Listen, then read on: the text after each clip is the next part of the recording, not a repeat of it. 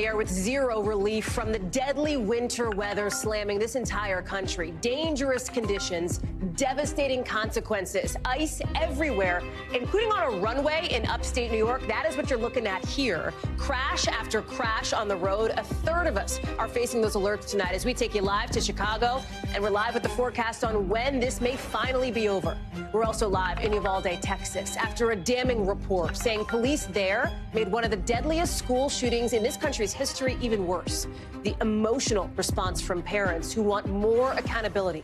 Plus, could there be new evidence in the case of one of America's most notorious killers? A group of lawyers think so. We'll tell you why they're helping out Scott Peterson in news just into us in the last couple of minutes.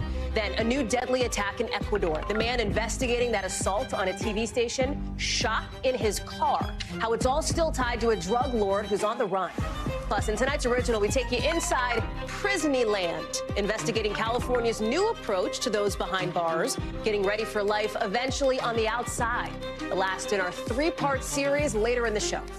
Hey there, I'm Hallie, and tonight more than 40 people are dead, 100 million people under winter alerts right now, with this relentless freeze paralyzing the country. And look at this. In just the last couple of minutes, we learned that there's a plane that slid off a snowy runway in Rochester, New York. This is a picture from inside from a passenger. It apparently happened after the plane landed while it was turning. We showed you at the top of the show what looked to be some of those images there from our local station in Rochester, showing you the response there. Fortunately, at this point, we don't believe anybody was hurt, but it does give you a sense of just how treacherous things are. It's not just dangerous at the airports.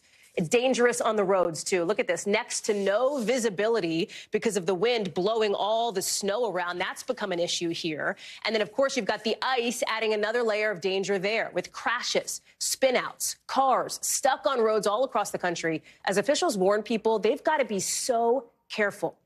It's this whole wintry mix that has killed at least 44 people across 9 states since last Friday. You see it on that map, and we can't say it enough. This kind of weather for this long is so dangerous because it's nonstop. There's not time to get ready for the next wave to come in. Like in Buffalo, New York, just today, this is a live look, by the way, people could get up to a foot of snow by tonight on top of the 5 feet they've already gotten. So while today it is slightly warmer in this country, warmer being a relative term, nearly half the country is going to dip back into brutal cold tomorrow. Meteorologist Michelle Grossman is standing by with the forecast. But I want to start with Adrian Broaddus in Chicago. And Adrian, we've seen the scene in Rochester, New York, that scary moment where that plane apparently slid off that runway. As you are looking at how deadly, this is a live look here now out of Rochester. You see the plane off in the distance. You see some of the emergency lights flashing from the responders there. Again, our reporting here at NBC News at the moment, no injuries. That is a good thing. But obviously, across the country, we are seeing some scary scenes on the roads as well. Adrian, talk to us about it.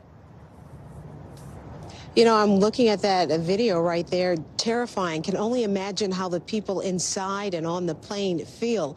Hallie, when you think about it, this ice with the sub-zero temperatures adds just another layer of challenge and danger. If you take a step back, when it's snowing, snowplow drivers are out on the road, clearing the roadway, making it a little bit easier for folks to get around to some degree.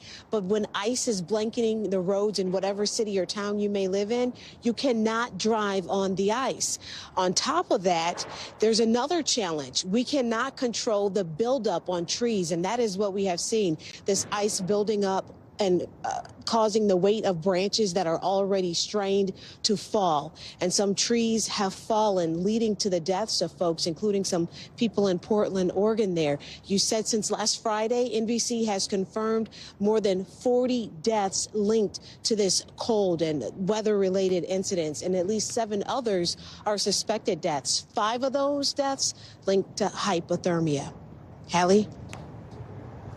Adrian Broaddus, thank you so much for that. A look at what is happening all across the country. Michelle Grossman, let me bring you now in here, because the question that everybody has, if it gets worse tomorrow, when is it eventually going to get better?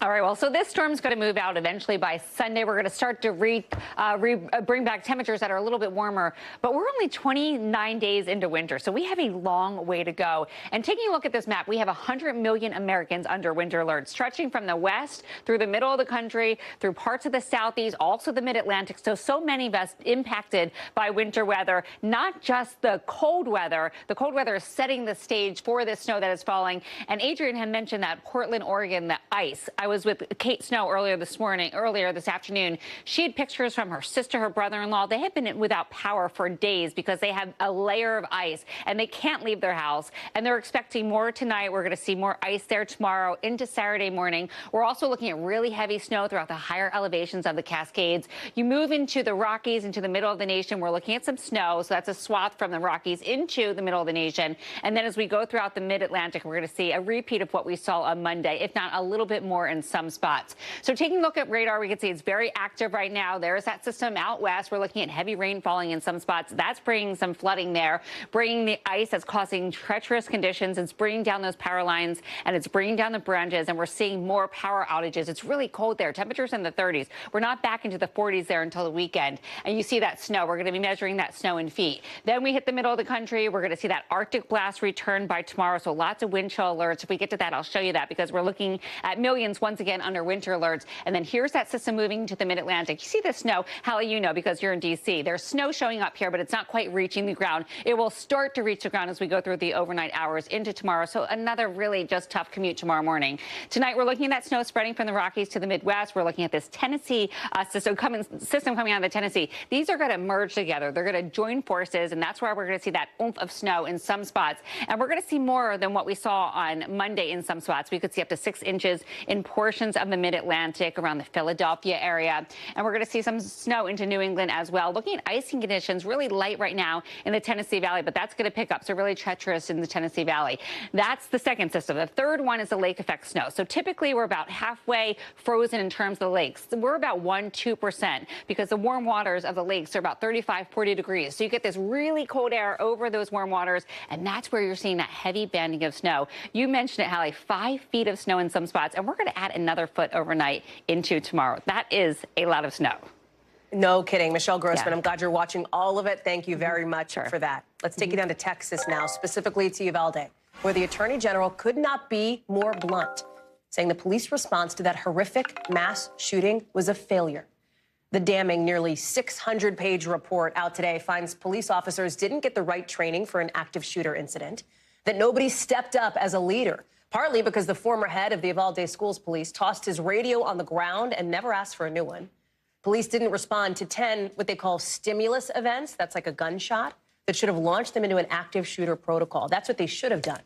And in the words of Merrick Garland, that led to the most significant failure, treating the shooter as a, quote, barricaded subject, even as he kept firing shots and even as kids screamed for help. It's a decision that stopped police from going in for a stunning 77 minutes, a decision that led to more deaths, according to that report. The Attorney General, speaking from Uvalde, saying that the healing is only just beginning. Their loved ones deserve better. We hope to honor the victims and the survivors by working together to try to prevent anything like this from ever happening again, here or anywhere. These are the faces of the people who deserved better. 2 teachers, 19 children, just 9 and 10 years old. Ken Delanian is live for us in Texas tonight. And Ken, part of the challenge here is closure, because this report does not recommend charges, which, as you know, a lot of families wanted to see. You've got some parents, like the mother of Lexi Rubio, who say they wanted the people who failed, those officers who failed, to be named. Listen. I don't understand why they are allowed privacy. My child, their children, they are named in this report because they are dead. Everybody should have been named. She's talking about those officers whose names weren't there. Some senior leaders were, but not everybody else. Get into that a bit, because you asked Merrick Garland's top deputy about the comments there from Lexi's mom. Yeah, I did, Hallie. I also asked Merrick Garland during the news conference, and they both said that by policy, the DOJ in these kinds of reports only names the most senior commanders. That's an unsatisfying answer for these families. Take a listen to Associate Attorney General Vanita Gupta explaining. I think the report names the decision makers in this, and I think that's critical, right? Because you can name line law enforcement officers, but ultimately they are following a command structure when they're in this type of situation, and that is what didn't exist here. But look, stepping back, this was a massive report. It took 11 months to complete, as you said, nearly 600 pages, based on 14,000 pieces of evidence, 260 interviews. And the key takeaways included things we knew, as you were outlining in your open, the 77-minute gap, and why that was just against every protocol in mass shootings over the last 2 decades. And the fact that the police knew during that time that there were wounded children in the room with that shooter, and they had lots of evidence that this was a critical situation, and yet still they didn't act. But we knew that. There's some things, though, that they uncovered that we didn't know. For example, that one of the teachers who died was taken out alive after the incident was over, after the shooter was dead, left on a walkway, and died without medical care. And that was symptomatic of a botched medical response that traces back to the failure of leadership and the lack of an incident commander. The other new thing we learned is that the authorities really terribly handled the notification of parents. They told some parents whose children had died that they, in fact, had survived, and vice versa. They told a group of parents whose children didn't make it and who were waiting that there was another bus of survivors coming around the corner. That was false. In many cases, it took as long as 12 hours to notify parents, and in many cases, parents feel like they still don't have the full story about what happened to their children. So top to bottom, this report found a cascade of failures, Hallie. It is sickening to hear some of these details, Ken. Most sickening, of course, to the people who lost their kids, who lost people they loved, who are never getting those people back. And they want accountability here. It feels like there is some dissatisfaction that they don't have more of that. Tell us about that. Yes, and look, this was a report. It was not a criminal investigation. It was never intended to lead to criminal charges. The Attorney General made clear there's no criminal jurisdiction for the DOJ here. There is a local investigation by the DA, but there's a lot of controversy about whether that's a serious investigation. And you know what? One thing I've learned from being on the ground here in Uvalde and talking to families is this is a town divided about this issue. There's a group of people here, perhaps a majority, that want to move on and that almost resent the focus on this horrific episode. And then you have the families and the murals of the fallen children and the families who want accountability and who are annoyed, frankly, that there's still some of these officers who failed to respond walking around town, and some of them still employed. So, yes, the senior leaders in many cases were fired and disciplined, but the rank and file who also didn't act, nothing happened to them. They're still working, Hallie. Ken Delaney and live for us there in Uvalde with so much happening on that front tonight. Ken, thank you so much. Let's bring it back here to Washington, where we have some breaking news tonight. It looks like D.C. has managed to avoid another government shutdown, at least for now, buying some more time. Yet another round of can kicking, essentially, pushing the deadline to the first week of March now. The House, you're looking here, just passed a bill that overwhelmingly passed the Senate earlier today. Now the whole thing heads over to the president's desk. There is a Saturday midnight deadline. Ryan Nobles is joining us now. Okay, so we didn't think the government was going to shut down. It seemed like everything was on path to prevent it. That's actually what has happened now in the last couple of minutes. Problem is, we are back to square one come March, right? Yeah, that's right, Hallie. And it's also important to keep in mind that while they've given themselves 40 days on the calendar, there aren't that many legislative days between now and when this next funding deadline comes up on March 1st. In fact, the House of Representatives is scheduled to be out next week. They're only scheduled to be here in Washington for about 2 weeks in the month of February. So that is not a lot of time to govern and fix these issues, what's standing between the House and Senate passing a long-term spending plan that would avert a government shutdown for the foreseeable future. Now, the good news is they have made progress. They've agreed to a top-line number. It's just a matter of filling in all the details within the 12 appropriations bills underneath that number. But there's still a lot of back and forth between Republicans and Democrats, between the House and Senate, in order to get that over the finish line. So while they've averted any sort of a crisis for now, you're absolutely right to point out that they are just pushing this decision for further down the road. And while they've given themselves a little bit more time, it's not a lot of time to get done all the work that they need to get done. Let me ask you about something else that has developed in just the last couple of minutes, Ryan, that also has to do with action in the House of Representatives. There's been discussion from the Judiciary and Oversight Committees led by Republicans about bringing in Hunter Biden. They subpoenaed him. They wanted him to give a deposition. He said no. We've been covering all that. Sounds like maybe he will now come in. What do we know? That's right, Hallie. He is now scheduled to appear for a closed-door deposition on February 28th to appear in front of the House Oversight and Judiciary Committees, the two committees that are leading this impeachment inquiry. And this is a remarkable turn of events when you consider that Hunter Biden defiantly told these committees that he would only appear in a public setting, even to the point that when his original deposition was scheduled, he came here to Capitol Hill and held a press event in front of the Capitol, ignoring the requests of this committee to appear behind closed doors. And then when the House Oversight and Judiciary Committees moved to hold him in contempt of Congress, he made a surprise appearance at the hearing where that was voted out of committee, and then quickly made an about face and said that if a new subpoena was issued, that he would appear for that closed-door deposition. It seems very evident that that threat of contempt of Congress was enough to compel Hunter Biden to cooperate with this investigation. Now, there's no doubt that Hunter Biden is one of the key witnesses in this impeachment inquiry. Republicans are eager to get him in front of them to answer questions under oath about his foreign business dealings and whether or not his father was involved in them in any way, shape, or form. Hallie? Ryan Noble, has a lot to juggle tonight there on Capitol Hill. Thank you for bringing all of it to us. Appreciate it. It, of course, is not just Washington dealing with politics tonight. The campaign trail active, at least for Nikki Haley, who has New Hampshire all to herself this evening, with just 5 days before that state's primary. She did 3 events today, hoping to avoid becoming an also-ran by the time that voting wraps up. Former President Donald Trump is in Florida for his mother-in-law's funeral. Ron DeSantis also in Florida, as he seems to be ceding ground in New Hampshire. But today he's promising he's got another couple months' worth of fight in him. The question, whether any of that will matter if Mr. Trump keeps stomping. NBC's Garrett Hake is in Manchester, New Hampshire. Let's start there because there's a lot on the line for Nikki Haley here, not just delegates, also donors, apparently. One of her key backers has come out today suggesting that she's got to do well in that state.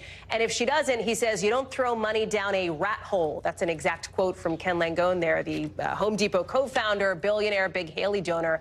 This is, you talk about this, Garrett, can they live off the land, these candidates who aren't in first place? Can they? Well, for a time, Hallie, but that time is often short, and a lot of it has to do with the expectations they set for themselves and that are set for them by the media and, in many cases, by their donors who keep the party going, as it were. Now, for Nikki Haley, she's tried very hard to avoid setting expectations, but she has wanted, going back to Iowa, for New Hampshire to be the moment where this becomes a two-person race. And she's been essentially trying to will it into being one with her comments on the trail, including this morning when she had this to say about both DeSantis and her strategy about Donald Trump going forward. He's closer to zero than he is to me. I mean, he's invisible in New Hampshire. He's invisible in South Carolina. We're focused on Trump. That's the key. We were focused on DeSantis in Iowa. We're no longer focused on him. It's Trump in New Hampshire and Trump in South Carolina. The problem with that strategy is DeSantis did beat her in Iowa and is now on the ground in South Carolina, where one would think he might have some resonance with the more culturally conservative voters down there, the more Republicans who look more like MAGA voters than the kind of moderates and unaffiliated independent voters who Nikki Haley needs up here. So despite the spin, I think Haley and her campaign understand they need a very, very strong showing here, likely a win, to be able to convince the people who send the checks to keep sending them for much longer. Ron DeSantis is suggesting, hey, while he is focused on New Hampshire, he's also looking ahead to Super Tuesday in early March, maybe even to the end of that month. Is that even functionally, logistically, and realistically possible for him? Yeah, look, there's a little bit of wish casting there, too, potentially, Hallie. I mean, DeSantis has a situation where he's got to survive if he doesn't participate really much in New Hampshire, which he's really not, for another month until South Carolina votes. There is a state between them, Nevada, but that's a caucus state, and neither Haley nor DeSantis are making much of a fight there at all. They've essentially left the first in the West competition to Donald Trump. Ron DeSantis was on the radio this morning talking about the way he sees this next couple of weeks developing. Here's what he told Hugh Hewitt. Are you in through the end of March? Do you have the money and the staff and the ability to compete through the end of March? Yes, on that, 100%. We can do that. Look, My goal is to win the nomination. Had we won Iowa, we would have been in a great spot. Coming in second gives us the ticket to continue. The last part of that quote kills me, Hallie. Look, I mean, if I could dunk, I'd have been in a great position to be in the NBA, but that's not the way it went, and it wasn't really close. And that's kind of the reality that Ron DeSantis is having to live with down in South Carolina. Now, his campaign has been in the process of cutting down its footprint. His super PAC has laid folks off. They've moved people to South Carolina. In theory, that allows you to go on a little bit longer, but the flip side of that is the media narrative about cutting your way back to health, which almost never works. So a real challenge for him there in South Carolina as well. Was dunking the only thing keeping you out of the NBA, Garrett? That was it? Just the dunk? Yeah, that's pretty much it. Yeah, I think that's it.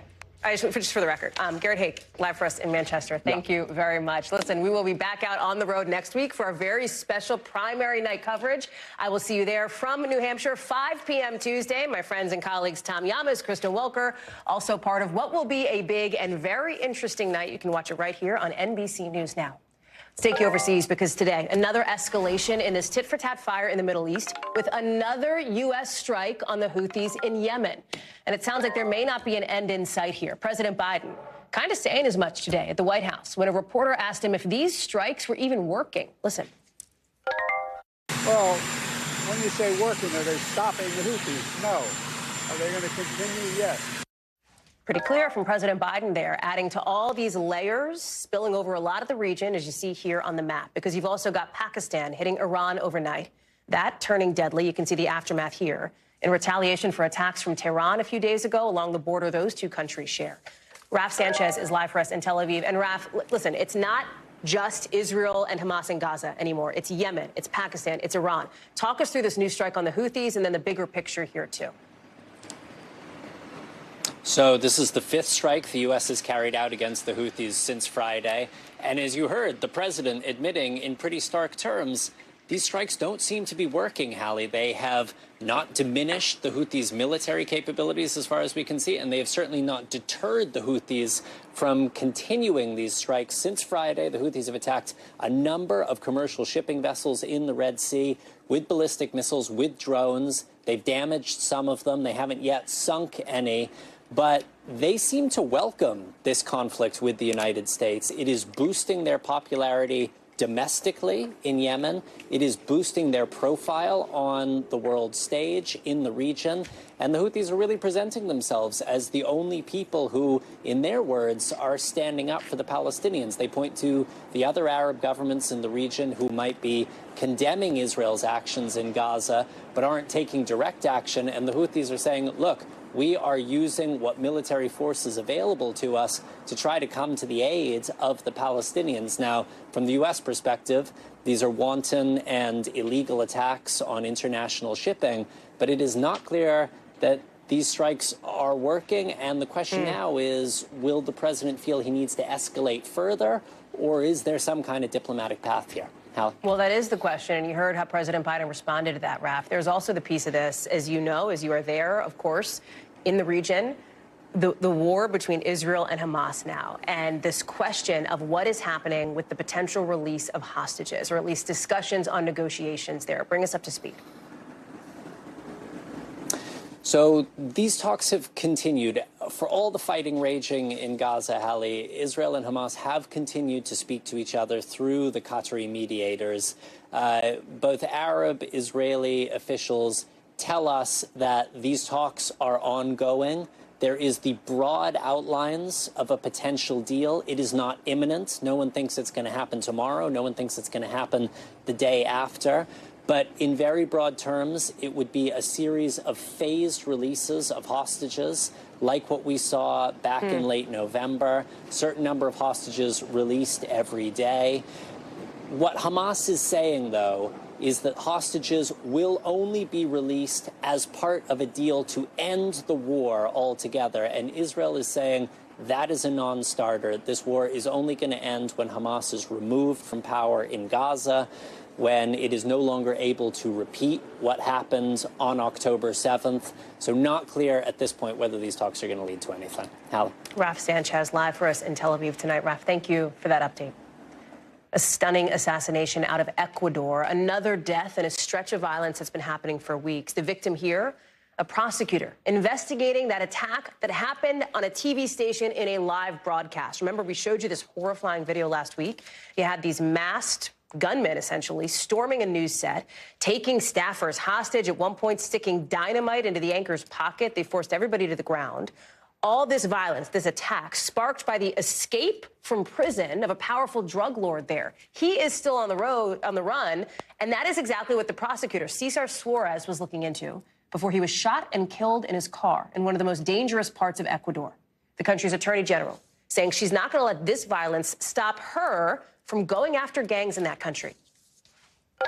I will say this emphatically. Organized crime groups, criminals, terrorists will not stop our commitment to the Ecuadorian society. David Noriega is following this story for us. Tell us more about this prosecutor who was killed. He had a hand in investigating not just this attack, but the drug cartels more broadly. Yeah, Hallie, Cesar Suarez was a very high-profile, pretty well-known prosecutor in Ecuador. He had a very good reputation as honest, as incorruptible. He had good relationships with the press. He was not only investigating the attack on TV, on the TV station, and several major drug trafficking organizations. He was also actually involved in a very high-profile, very important investigation into government corruption, particularly in the judiciary. So even though the attack on the TV station and this particular drug lord who escaped from prison, that was really just the latest thing he was looking into. And the list of people who might have a potential motive for having wanted Cesar Suarez dead is very long. Hallie? The violence in Ecuador is a story that we've been covering on the show for weeks, and especially when you look at this particular city, it is so dangerous. Talk us through that piece of it.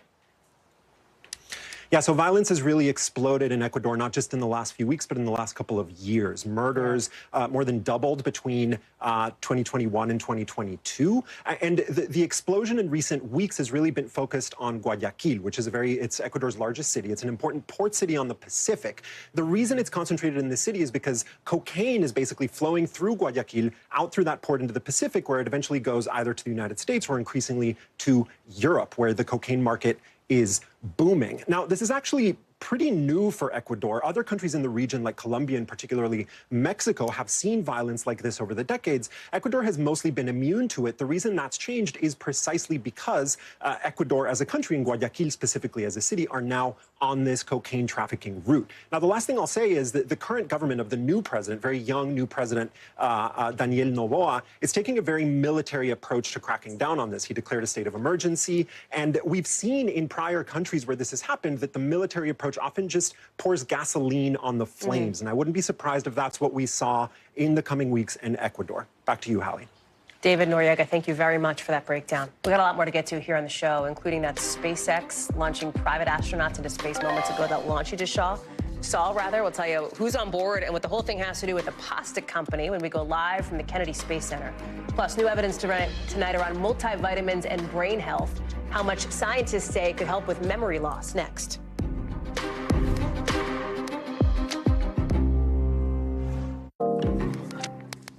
We've got some pretty explosive breaking news about Scott Peterson, some big developments in his case. We'll get to what we're learning just ahead. But first, right as we were coming on the air, you might have seen it, the SpaceX rocket blasting off to the International Space Station. Take two, after the launch was delayed about 24 hours ago. The thing will dock on Saturday, where 4 astronauts, including Turkey's first astronaut ever, will spend a couple weeks doing experiments. One of them is a partnership with Barilla, the pasta company, to develop space food that tastes better. Another tries to identify early warning signs of cancer. Marissa Parra is at the Kennedy Space Center to break it down. Hey, Marissa, how was it?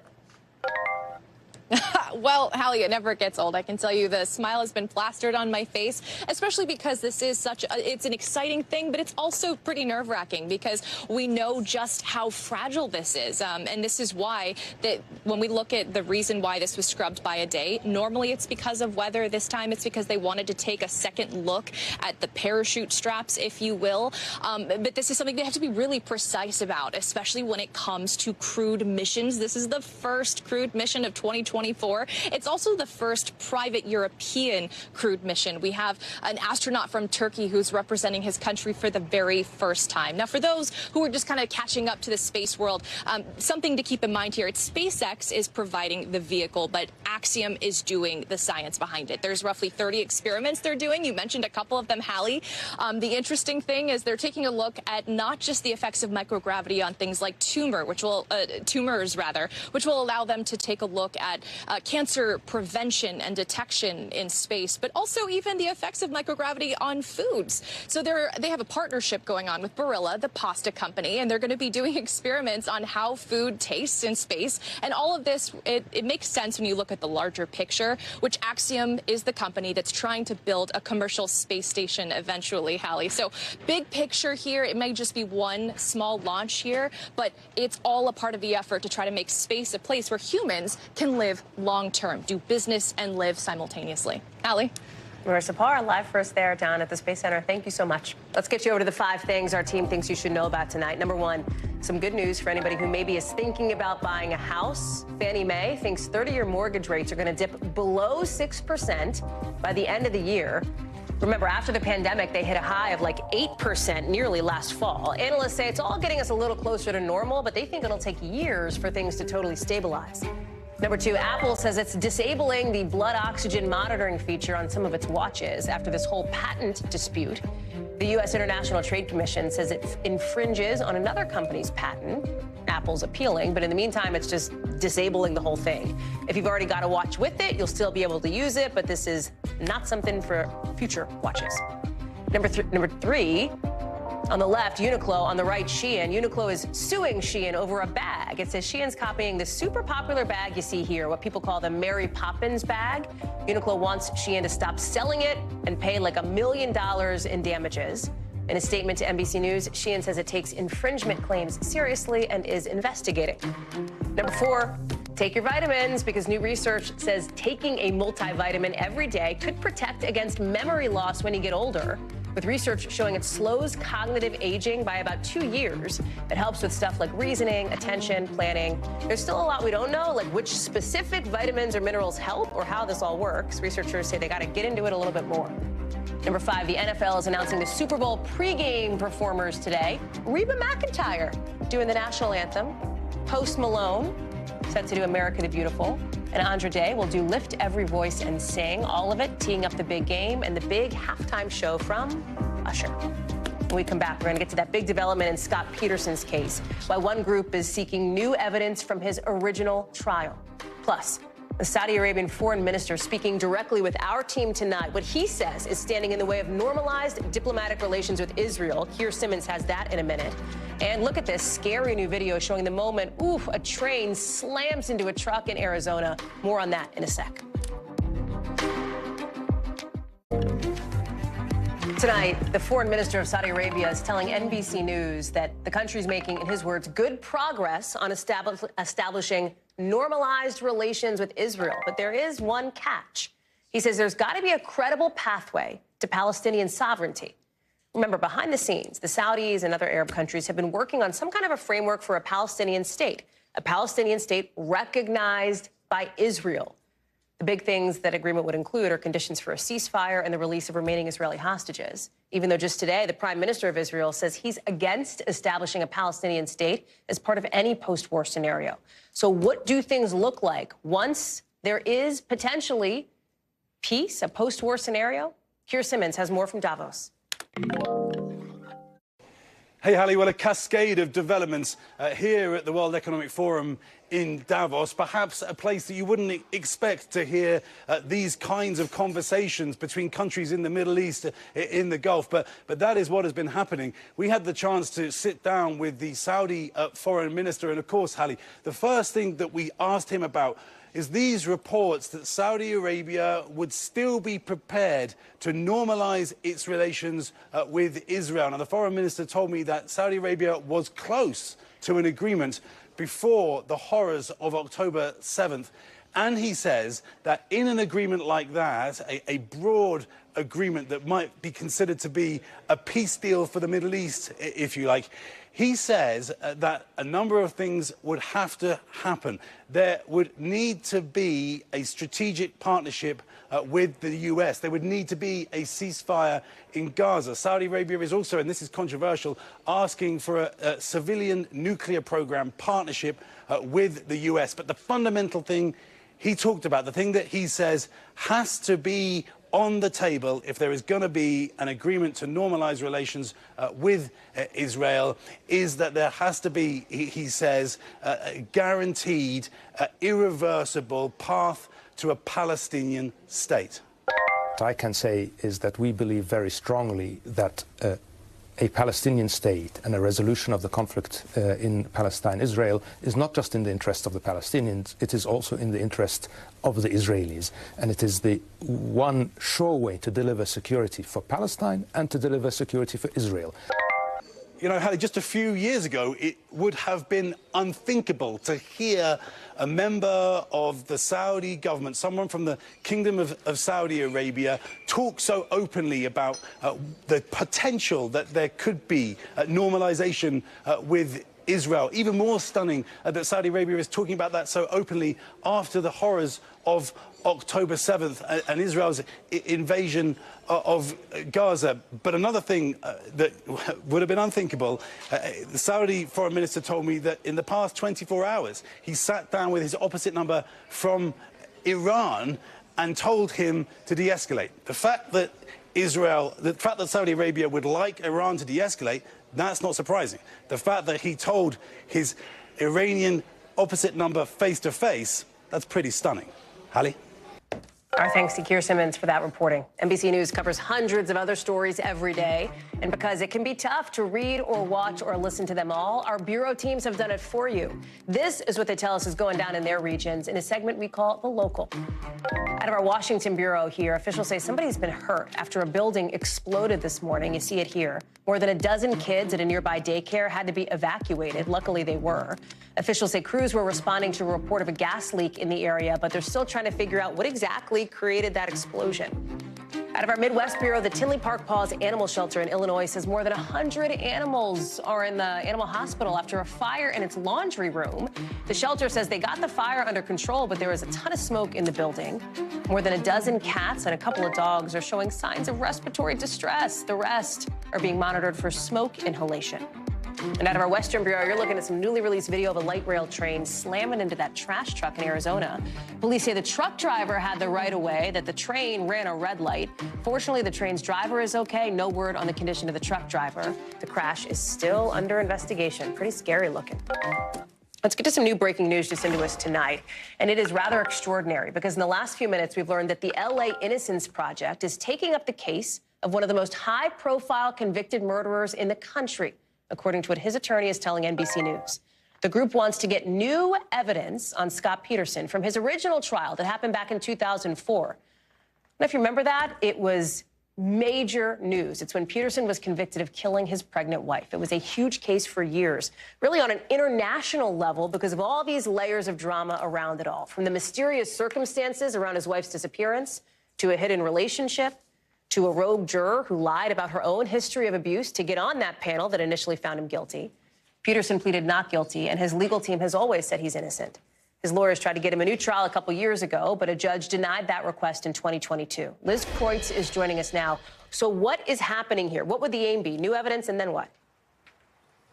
Hey, Hallie, yeah, I mean, this is a pretty stunning development for this case that's now, happened 2 decades ago at this point. And it essentially means that the LA Innocence Project, a group that specializes in providing pro bono legal services to people that may have been wrongfully convicted, believes that there may be enough evidence to show that Scott Peterson maybe didn't do it, which is pretty stunning given the fact that this has gone through, his trial has gone through many appeals that have always been overturned. His attorneys have tried in the past to say because of jury misconduct that there should be a retrial. That was dismissed. But we just were pouring through these documents that were filed by the LA Innocence Project. Looking through them, they are saying that they believe Scott Peterson's state and federal constitutional rights were violated during the trial, including a, quote, claim of actual innocence that is supported by newly discovered evidence. So that is what is fascinating. They're saying there's potentially new evidence to show that he may be innocent. What that evidence is, we do not know. They are asking for, the attorneys are asking for some new evidence, some of it related to witnesses, some of it related to a potential burglary that may have happened around the time of the murder in their neighborhood. So a lot of questions here, Hallie, but very interesting to see what could happen here. And it is yet another twist, Liz, in a case that, as we mentioned, has had so many over the last couple of decades.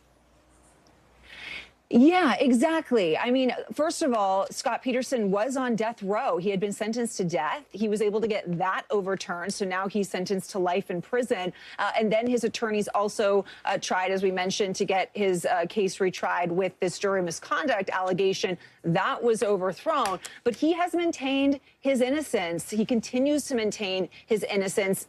Big development here with the LA Innocence Project taking it on. But I will say there's been some really interesting reaction, Hallie, with a lot of people saying, wow, of all the people for the for the Innocence Project to take on, some people have said, why are they taking on this trial? There's so many other people that perhaps could use these resources. So it really makes you wonder what they have.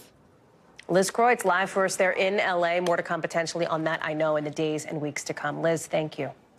Coming up, that groundbreaking experiment happening at prisons in California with our inside look behind the scenes at how one facility is training incarcerated men and women for jobs after they get out. The latest in our Prison-y-Land series next. To tonight's original now with in-depth reporting on a topic we've been watching. And tonight, we're looking at how the California prison system is preparing inmates for life in the real world, turning prisoners into de facto apprentices, all part of a groundbreaking new prison model that we've been covering on this show. The California is testing out to basically upend how it operates its prison system, putting the focus on reform to help inmates stay out of prison once they're released, a program that has earned the nickname Prison-y-Land from some critics. Here's Steve Patterson.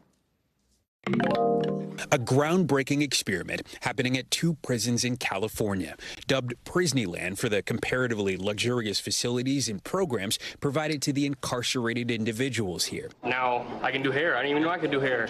Officials tell us it's all modeled after Norway's successful reforms, with the goal to bring down sky-high recidivism rates. And authorities say violence is already lower at these facilities, 1 men's and 1 women's, since starting the rehabilitative programs a few years ago. But to cut reoffending rates, those being paroled not only need coping skills, they need job skills. Initial studies by the University of California, Irvine suggest that even just signing up for job training, let alone completing it, significantly cuts reoffending rates. Central California Women's Facility, there's training for a wide range of trades and vocations, from a dental lab to a carpentry shop. I checked the prescription right here with the lensometer. To a state-of-the-art optical lab where women like Linda learn how to be opticians. Been in prison for a little while. How long? 22 years. 22 years? Yes. So, how old were you when you came in? I was 21 years old. Okay. Yeah, so now I'm 42. Are you going to get out anytime soon? Yeah. You are? Yeah, I'm anticipating a board hearing and release in the next couple of years, and I fully anticipate taking full advantage of this. So are you going to take these skills out there? Like, how does this translate into a real-world job for you? Well, we just started an apprentice program. Okay. So upon completion of that, I'll be a licensed optician. So with that, I'll be able to obtain employment, LensCrafter, Walmart. I mean, I've done my homework and done little budgeting plans. I believe it. Yeah. Because I'll be a livable wage. I mean, stepping out of prison after that long time, I'll be able to make a nice livable wage and, just use this as a stepping stone and continue on. One of the most successful job programs here is the service dog training. The program says it's enrolled 90 inmates, and more than 40 have been paroled, like Amy Davis. What's your story? How did you get in? How long were you in? And then I was involved in a robbery gone wrong, and I was sentenced to life without the possibility of parole, and I served 17 years total. Well, I want you to just turn around, and say, like, all these women look up to you, right? Davis has been out of prison for a year. She's now an operations manager for the program that she says saved her life and an inspiration for the women who are still incarcerated here. What's it like to be in here wearing a purple shirt and not a blue shirt? Color. I feel that when you have people that look up to you, it's a responsibility. And I have to continue to be successful and become a better person. Just because I paroled doesn't mean I'm not working on myself. And so I want them to be where I'm standing, because I believe that everybody deserves another opportunity. Make it more smoother, get all the impurities out. Across the road at Valley State Prison, incarcerated men are also offered training in trades. According to the people here, this is the only men's cosmetology prison program in the state, in the country? Probably in the country. Probably in the country. As far as I'm aware of. How long you been here, man? I've been in this class for about 2 years. 2 years? Yeah. Okay, all right. 2 years, I trust you. Yeah. If you said 6 months, I would have got out the chair, you're man. in good hands. Okay. All right, so you want to line up? That's it? Yeah, that's it, man. What do you think about Valley State and the opportunity it's given you? For me, it did a lot. Yeah. Me personally, because it focuses a lot on what they emphasize on, which is rehabilitation.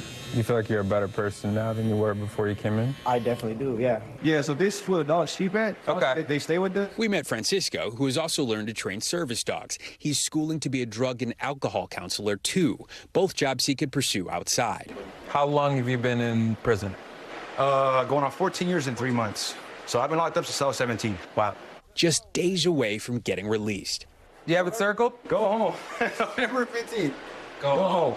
Are you nervous about getting out? Absolutely. Absolutely. So it's scary sometimes, right? Because, again, I've been here since I was a kid. You know what I mean? So, but nonetheless, it's a blessing, right? And I look forward to it.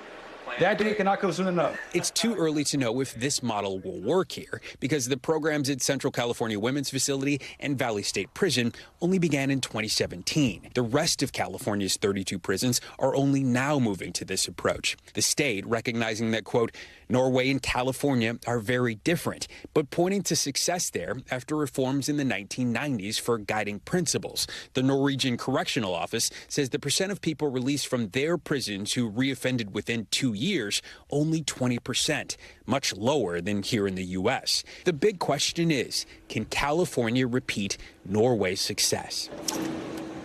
We came to meet Francisco again on that fateful circled calendar date. Can I see your ID, sir? Yes, ma'am. Heading out into the world, hopefully with the tools to take it on. It feels surreal, you know, and 14 years later as an adult, you know, now I'm going to the outside world, you know. So there's a lot of emotions, but I feel like super glad, super happy. Oh man, it's a shock. It's a shock. I already know when I see my family, man, I'm gonna break down, man. I haven't seen them in forever. I'm not. I love you. Steve Patterson is joining us now. And Steve, we're so glad you're bringing us these stories about this prison system, this new model here. As you talked about in this piece, as we've talked about over the course of the last 3 weeks, is still in the really early stages. We don't know if it's going to scale. We don't know how it's going to work on a bigger sort of level. But you're already seeing some other prisons starting to adapt pieces of this model, right? Are there any changes they're seeing just from some of the smaller things they're doing? Yeah, it's a slow rollout, Hallie. Of course, it has to be. Right now, it's up in full strength at the two prisons that you saw in the piece, Valley State, the men's prison, and Central California Women's Facility. So much so that, I mean, like, the guiding principles are on the wall. There's a sign at the women's prison that's in the yard with the California model and all the goals that they have. It's right now in about 6 other or so prisons, the model sort of being adapted there, but it's more slowly, as you mentioned, focusing first on sort of changing the rapport with the staff. That's, as we understand it, kind of the first step. And then the incarcerated population before kind of the wholesale addition of all these new programs and new facilities and the vocation programs and all of the stuff that will require more structure. I think first it's about sort of mending the relationship between the people that are sort of guiding the prison and the people who are still in prison. Hallie? Steve Patterson, live for us there in California. Steve, thank you. Thanks to your team. Still a lot more to come here on the show, including a new warning tonight about AI's so-called Hiroshima moment. We're getting into it.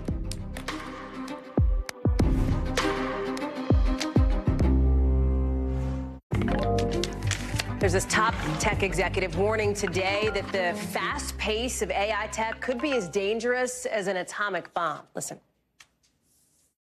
We don't want to have a Hiroshima moment. You know, we've seen technology go really wrong, and we saw Hiroshima.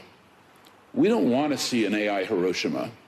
We want to make sure that we've got our head around this now. That's the head of Salesforce there, with the real and growing concern over the trustworthiness of AI, the potential bias. Critics around the world raising questions here about the software maybe replacing actual human people doing work. Jake Ward is joining us now. So this is interesting coming from the head of Salesforce, which is invested in the game, right? Quite literally, it launched its own generative AI software called Einstein GPT. And it's this pattern of what we've seen. The people creating the technology are warning about the risks of this technology. Who is this warning for, if not for themselves? Well, it is definitely for themselves, Hallie. I think what we've been seeing at Davos is something that we've seen all across Silicon Valley, which is basically sort of CEOs trying to outdo one another in wanting to appear conscientious about AI, while at the same time trumpeting its benefits for their company. And as you say, Salesforce is not alone in both warning about something as awful, I mean, invoking Hiroshima, right? And at the same time, they're also rolling out their own generative AI solutions. And this is, of course, why you have big reports showing, that there's going to be an enormous effect across the economy. The International Monetary Fund has just released a report that basically says that 40% of jobs around the world will be, in some cases, replaced or complemented. Inside those numbers, those International Monetary Fund numbers, 40% of global jobs are exposed, 60% of jobs in advanced economies like the United States, and AI will likely worsen overall inequality. Some of the context they offer there is that in 60% of cases, there will be reduced hiring, reduced pay, and in another 60% of cases, those jobs will also lead to higher productivity. That's good news to somebody like Mark Benioff, but it may not be good news to someone like you and me, Hallie. So to have this, Hiroshima imagery invoked at the same time that everyone is trotting this stuff out, this is definitely a perverse cycle of kind of trying to outdo each other when it's both wanting to appear conscientious, but also wanting shareholders to know that they're going to adopt AI as fast as they can, Hallie. And oh, by the way, timing here, you've got to come in the same day that Mark Zuckerberg says Meta is going to be investing big time into like super high level, they hope, AI, right? That's right. And, this is the thing, right? These CEOs cannot help, they just don't want to be outdone by one another. And they're feeling incredible pressure. OpenAI released a new version of its AI, and then Google rushes another one of its products to market. Now you have Mark Zuckerberg saying in a post on Meta that our long-term vision is to build general intelligence, open source it responsibly, and make it widely available so everyone can benefit. He said elsewhere in it that, they're going to be debuting about 350,000 units of computing. That's 350,000 computers devoted to this. That's why critics are saying, Hallie, that there's going to be an incredible drain on the grid, on the power system. I mean, the transformational power of AI, not just in all those numbers, when we saw, when we talk about job report stuff, but just the grid alone, whether we can handle that, it's not clear. And so, the sort of the near-term effects of AI are very, very clear, becoming clearer and clearer, and yet you've got these CEOs trying to sort of outdo one another in promising the debut of their own products, even as they're invoking something like Hiroshima. Jake Ward, we're glad to have you walking us through all of it. Thank you very much. Appreciate it. We got a lot more coming up here on the show, more coverage picking up right now.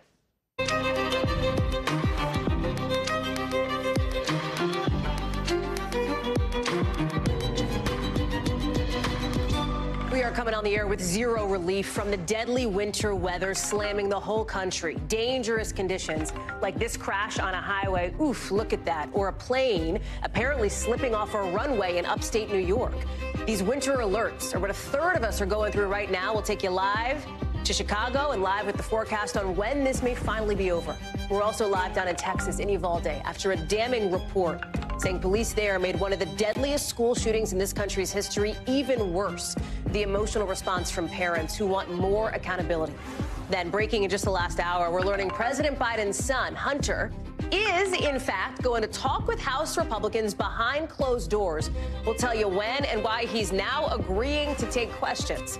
Plus, why Nikki Haley is all alone in New Hampshire just days before the primary that could make or break her hopes for the White House, and why Ron DeSantis is already moving on.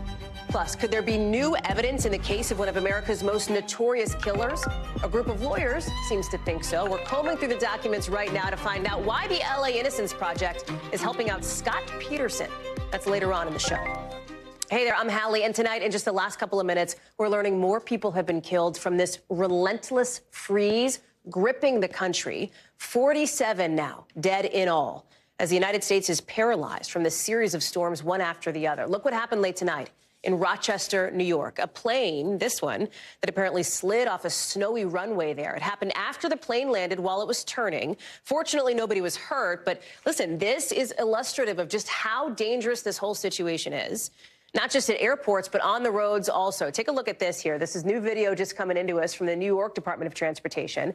You see that car trying to pass that truck? Well, nope, couldn't stop. Slams right in. Thankfully, again, here, nobody was hurt. It's just one of the crashes, spin-outs, stuck cars we're seeing everywhere as people officials are warning people, you got to be careful. You can't do things like try to pass when the roads look like that. This whole wintry mix has killed nearly 50 people across 9 states since last Friday. You see it here. We can't say it enough. This kind of cold weather for this long is so dangerous because it's nonstop. There's not time to get ready for the next wave to come in, with 100 million of us under weather alerts tonight. Like in Buffalo, New York, this is a live look here. Just today, people there by tonight could get up to a foot of snow on top of the 5 feet they've already gotten. Today, it is slightly warmer across the country. Warmer is a relative term. Nearly half of the nation is going to dip back into brutal cold tomorrow. Meteorologist Michelle Grossman is standing by with the forecast, but I want to get to Emily Aketa, who's live for us in New York. Upstate New York, Emily, is where we just learned of this plane that apparently slipped right off the runway as this storm now seems to be getting deadlier each day. Talk us through it.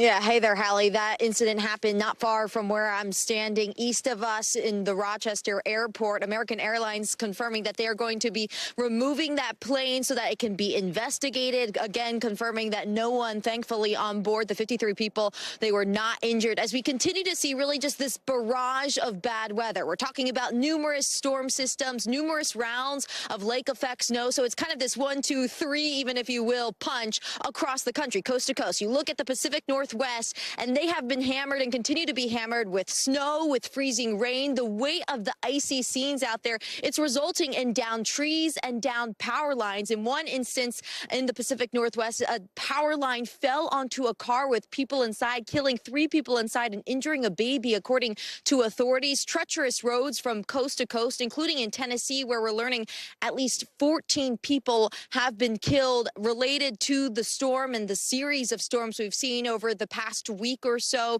And then here in the Buffalo region, in the Buffalo area, we're just south of Buffalo here in Hamburg, 3 people died related to storm-related deaths. And we just continue to be hammered, more snow on the way. And you look around and you just kind of wonder, where is the snow going to go? Because as you mentioned, we've seen in parts of the Buffalo area more than 60 inches of snow since Saturday. To put that in perspective, that is almost as tall as I am, Hallie. Well, here's the thing, Emily, right? Like, it is no shock to people in upstate New York that it is winter and it is snowing, right? The thing that is so scary about what's happening now is that it's snowed. It's going to snow again. It's going to snow again. There's no melt in between. There's no relief in between. Yeah, and you bring up a good point. And so that's why they're kind of officials are going into this winter season with a different mindset, because last winter, you probably can recall the deadly blizzard that killed dozens of people in the Buffalo area. And so now officials, they are pre-positioning more workers. They're coming in with a different plan. They're ramping up the number of workers that will work around the clock. And we've witnessed it, hundreds of snowplows and different kinds of equipment moving throughout the area because they are having to plow as the snow is still coming down. There's so much snow around here. They're actually having trucks pick up the snow and relocating it to places like other parking lots and open fields because there is just so much of it. And people say it is exhausting work. They've been out here day after day shoveling for hours. Take a listen here. Help me, Lord. Help me. Yeah, seriously. I mean, I've lived here all my life, but it's still a lot. It's a lot. It's overwhelming. And through the weekend, this area could see a foot, maybe even more on top of all of the snow that is just weighing down so many communities, Hallie. I can't get the vision of snow piled up above your hat, Emily, out of my head. We'll see how it goes there in upstate New York. Appreciate it. Let's bring in meteorologist Michelle Grossman now. So talk about what's most at risk today and the question everybody wants to know, which is when will it finally start to warm up? I know. Well, looking ahead towards the end of January, we do have a little bit of moderation by NOAA. So hopefully that will be on the horizon. But just where Emily is, just to give you a little perspective, we're much further along typically in the freezing those lakes over. That kind of shuts off the lake snow machine. But we are only at 1-2%. So we have a lot of ways to go there. And then take a look at the rest of the country. 100 million people impacted. That is a lot of people. Hard to kind of wrap your head around those numbers.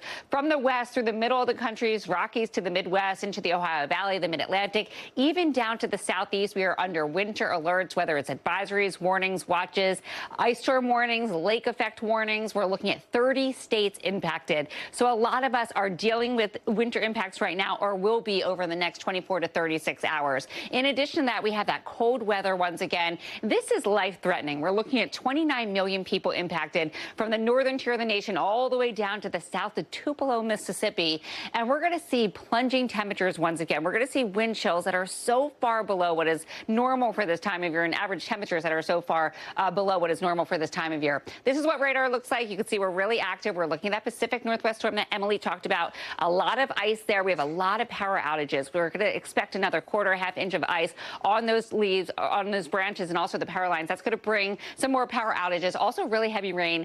And then, Hallie, by tomorrow, we in the Northeast, Mid-Atlantic and Northeast, you, me, everyone else here is going to see more snow, much like we saw on Monday, if not a little bit more in the Philadelphia suburbs. Back to you. Fully aware as we all await to see what the school system will do tomorrow. Michelle, thank you so much. Appreciate it. I know you're going to be busy the next few days. To Uvalde, Texas now, where the Attorney General could not be more blunt that the police response to that horrific mass shooting was a failure. It is a damning, nearly 600-page report finding officers did not get the right training for an active shooter incident, that nobody stepped up as a leader, partly because the former head of the Uvalde Schools Police tossed his radio on the ground, never asked for a new one. Police didn't respond to 10 so-called stimulus events, things like gunshots, that should have launched them into an active shooter protocol. And in the words of Merrick Garland, that led to the most significant failure, treating this shooter as a barricaded subject. That's what they call him. Even as he was firing shots, even as kids were screaming for help. That was a decision that stopped police from going in for a stunning 77 minutes, a decision that led to more deaths, according to that report. The Attorney General speaking from Uvalde, saying the healing is only just beginning. Their loved ones deserve better. We hope to honor the victims and the survivors by working together to try to prevent anything like this from ever happening again, here or anywhere. These are the faces of the people who deserved better. 2 teachers, 19 children, 9 and 10 years old. The mother of Lexi Rubio, one of the faces you see here, says she wants more. She thinks more needs to be done. Listen. I hope that the failures end today and the local officials do what wasn't done that day, do right by the victims and survivors of Robb Elementary. Morgan Chesky is live for us now in Uvalde. Morgan, it is just, I think, sickening to hear some of the details in this report, with the Attorney General saying over and over there were kids who were still waiting to be rescued, highlighting how long it took for police to respond. And this report is so detailed about the failure after failure and then what happened after. And these families, some of them who didn't know if their kids were alive or not. Walk us through it. Yeah, Hallie, I think what sets this report apart from prior reports we've seen into this shooting is that it doesn't just focus on that 77-minute window from when officers arrived to when that gunman was killed, but it looks at the weeks, even months leading up to the shooting, with involving some of the training that authorities were involved with, and then it takes it past the shooting into the treatment of some of the patients and how this community was treated following this horrific tragedy. But the report in and of itself, it was incredibly exhaustive. This is what it contained. As you mentioned, it took 11 months to compile. This included 9 visits from investigators over 54 days. It includes 600-plus pages, 14,000-plus pieces of evidence that they put together bit by bit. compiling 260 interviews and 273 recommendations, Hallie.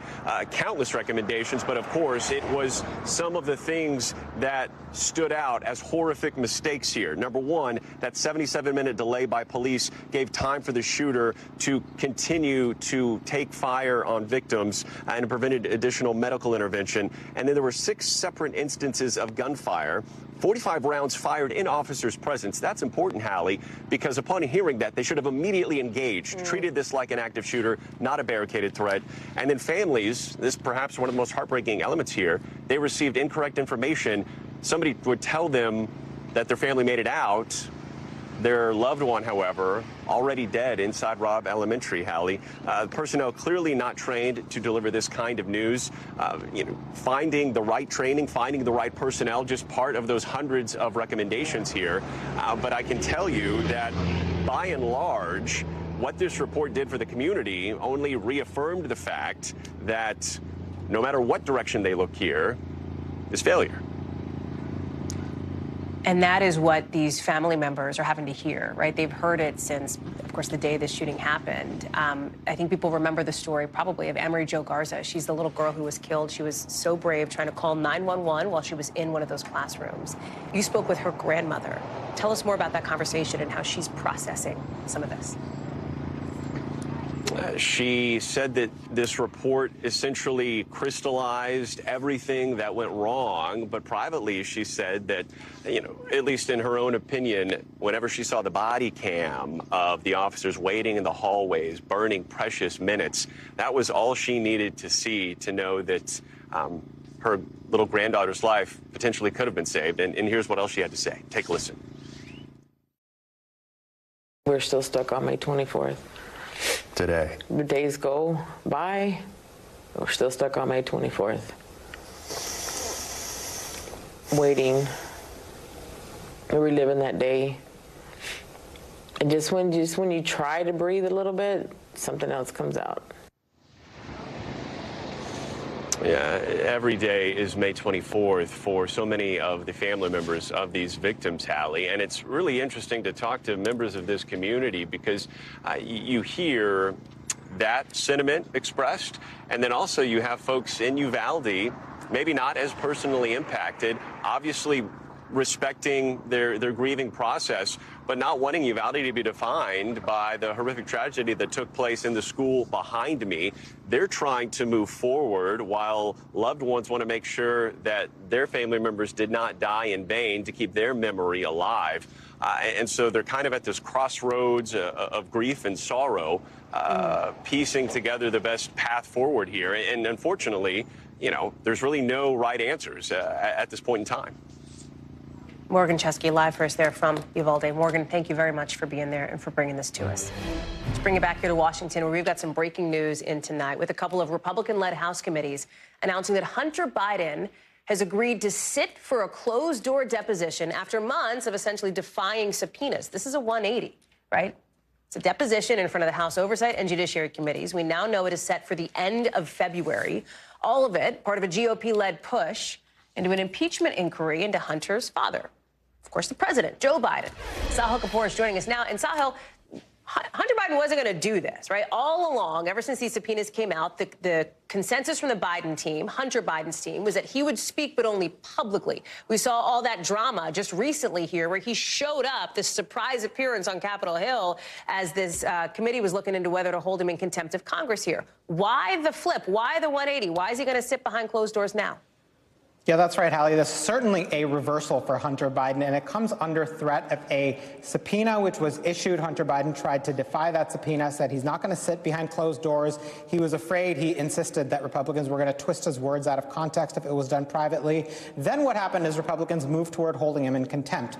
They had passed that through committee. That was that very dramatic markup where Hunter Biden just showed up and folded his arms and watched. It was very clear that this was likely to pass on the floor of the House and be sent to the Justice Department as a recommendation for prosecuting Hunter Biden. So that was the key factor that seems to have triggered Hunter Biden's decision to appear for this deposition testimony behind closed doors. The two Republicans at the helm of these committees put out a joint statement, a very matter-of-fact joint statement saying, quote, his deposition will come after several interviews with Biden family members and associates. We look forward to Hunter Biden's testimony, unquote. And I spoke to Jamie Raskin just moments ago, the top Democrat on the Oversight Committee, who said he's just looking forward to getting this over with, that he's heard directly from Republicans that they don't have the votes in this small and shrinking majority to impeach Joe Biden, so they prefer to keep the Hunter Biden thing alive because they see him as an easy target politically. Sahil Kapoor, thank you very much. Got to get some other developing news right now. As we're learning in just the last few minutes that former President Trump is tonight asking the Supreme Court to let him stay on the GOP primary ballot in Colorado, filing a new brief tonight after that state's top court said he was not eligible to run again. They said this back in December. The Supreme Court is set to take up the case on February 8th. Looking ahead to that, while we are also looking ahead to what's happening more imminently 5 days from now. Voters set to be voting in New Hampshire, a state Nikki Haley has all to herself tonight. 3 events there today. She's hoping to avoid becoming an also-ran by the time that voting wraps up. Mr. Trump was in Florida for his mother-in-law's funeral. Ron DeSantis was in Florida as well. Seemingly ceding ground in New Hampshire, he's focused more on South Carolina. But today, he's promising he's got another couple months' worth of fight in him. The question, whether any of it will matter if Mr. Trump keeps stomping. NBC's Garrett Hake is in Manchester, New Hampshire for us tonight. There's a lot on the line for Nikki Haley here, not just delegates, also donors, apparently. One of her key backers has come out today suggesting that she's got to do well in that state. And if she doesn't, he says, you don't throw money down a rat hole. That's an exact quote from Ken Langone there, the Home Depot co-founder, billionaire, big Haley donor. This is, you talk about this, Garrett, can they live off the land, these candidates who aren't in first place? Can they?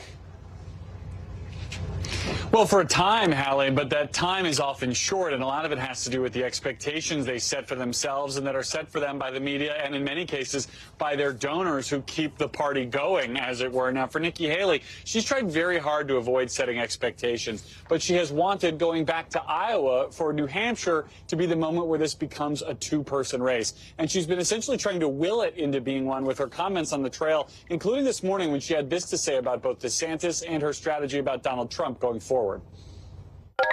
He's closer to zero than he is to me. I mean, he's invisible in New Hampshire. He's invisible in South Carolina. We're focused on Trump. That's the key. We were focused on DeSantis in Iowa. We're no longer focused on him. It's Trump in New Hampshire and Trump in South Carolina. The problem with that strategy is DeSantis did beat her in Iowa and is now on the ground in South Carolina, where one would think he might have some resonance with the more culturally conservative voters down there, the more Republicans who look more like MAGA voters than the kind of moderates and unaffiliated independent voters who Nikki Haley needs up here. So despite the spin, I think Haley and her campaign understand they need a very, very strong showing here, likely a win, to be able to convince the people who send the checks to keep sending them for much longer. Ron DeSantis is suggesting, hey, while he is focused on New Hampshire, he's also looking ahead to Super Tuesday in early March, maybe even to the end of that month. Is that even functionally, logistically, and realistically possible for him? Yeah, look, there's a little bit of wish casting there, too, potentially, Hallie. I mean, DeSantis has a situation where he's got to survive if he doesn't participate really much in New Hampshire, which he's really not, for another month until South Carolina votes. There is a state between them, Nevada, but that's a caucus state, and neither Haley nor DeSantis are making much of a fight there at all. They've essentially left the first in the West competition to Donald Trump. Ron DeSantis was on the radio this morning talking about the way he sees this next couple of weeks developing. Here's what he told Hugh Hewitt. Are you in through the end of March? Do you have the money and the staff and the ability to compete through the end of March? Yes, on that, 100%. We can do that. Look, my goal is to win the nomination. If we won Iowa, we would have been in a great spot. Coming in second gives us the ticket to continue. The last part of that quote kills me, Hallie. Look, I mean, if I could dunk, I'd have been in a great position to be in the NBA, but that's not the way it went, and it wasn't really close. And that's kind of the reality that Ron DeSantis is having to live with down in South Carolina. Now, his campaign has been in the process of cutting down its footprint. His super PAC has laid folks off. They've moved people to South Carolina. In theory, that allows you to go on a little bit longer, but the flip side of that is the media narrative about cutting your way back to health, which almost never works. So a real challenge for him there in South Carolina as well. Was dunking the only thing keeping you out of the NBA, Garrett? That was it? Just the dunk? Yeah, that's pretty much it. I think that's it. Just for the record, Garrett Hake, live for us in Manchester. Thank you very much. Listen, we will be back out on the road next week for a very special primary night coverage. I will see you there from New Hampshire, 5 p.m. Tuesday. My friends and colleagues Tom Yamas, Kristen Welker, also part of what will be a big and very interesting night. You can watch it right here on NBC News Now. Let's take overseas now with another escalation today in that tit-for-tat fire in the Middle East. Another U.S. strike on the Houthis in Yemen. And it sounds like there may not be an end in sight. President Biden pretty much saying as much today at the White House when a reporter asked him if these strikes were even working to deter the Houthis from firing on commercial ships in the Red Sea. Listen. Well, when you say working, are they stopping the Houthis? No. Are they going to continue? Yes. The president pretty clear there, with all of it adding to layers of uncertainty and growing violence in a lot of the region, as you see here on this map. Because you've also got now Pakistan hitting Iran overnight. That attack turning deadly. You see the aftermath here in retaliation for attacks from Tehran a few days ago along the border those two countries share. Raf Sanchez is in Tel Aviv tonight. Raf, listen, it's not just Israel and Hamas in Gaza anymore. It's Yemen, it's Pakistan, it's Iran. Talk us through this new strike on the Houthis and then the bigger picture here, too. So this is the fifth strike the U.S. has carried out against the Houthis since Friday. And as you heard, the president admitting in pretty stark terms, these strikes don't seem to be working, Hallie. They have not diminished the Houthis' military capabilities as far as we can see, and they have certainly not deterred the Houthis from continuing these strikes. Since Friday, the Houthis have attacked a number of commercial shipping vessels in the Red Sea with ballistic missiles, with drones. They've damaged some of them. They haven't yet sunk any. But they seem to welcome this conflict with the United States. It is boosting their popularity domestically in Yemen. It is boosting their profile on the world stage in the region. And the Houthis are really presenting themselves as the only people who, in their words, are standing up for the Palestinians. They point to the other Arab governments in the region who might be condemning Israel's actions in Gaza, but aren't taking direct action. And the Houthis are saying, look, we are using what military force is available to us to try to come to the aid of the Palestinians. Now, from the U.S. perspective, these are wanton and illegal attacks on international shipping, but it is not clear that these strikes are working. And the question now is, will the president feel he needs to escalate further, or is there some kind of diplomatic path here? Hallie? Well, that is the question. And you heard how President Biden responded to that, Raf. There's also the piece of this, as you know, as you are there, of course, in the region, the war between Israel and Hamas now, and this question of what is happening with the potential release of hostages, or at least discussions on negotiations there. Bring us up to speed. So these talks have continued. For all the fighting raging in Gaza, Hallie, Israel and Hamas have continued to speak to each other through the Qatari mediators. Both Arab, Israeli officials tell us that these talks are ongoing. There is the broad outlines of a potential deal. It is not imminent. No one thinks it's going to happen tomorrow. No one thinks it's going to happen the day after. But in very broad terms, it would be a series of phased releases of hostages, like what we saw back in late November. A certain number of hostages released every day. What Hamas is saying, though, is that hostages will only be released as part of a deal to end the war altogether. And Israel is saying that is a non-starter. This war is only going to end when Hamas is removed from power in Gaza, when it is no longer able to repeat what happened on October 7th. So not clear at this point whether these talks are going to lead to anything. Hallie? Raf Sanchez live for us in Tel Aviv tonight. Raf, thank you for that update. Still ahead here on the show, why Arnold Schwarzenegger was held for hours at a German airport. More on the charges he could be facing soon. Plus, a new round of deadly violence in Ecuador connected to that attack on a TV station while it was live on the air. We're live with the latest on what appears to be an assassination next.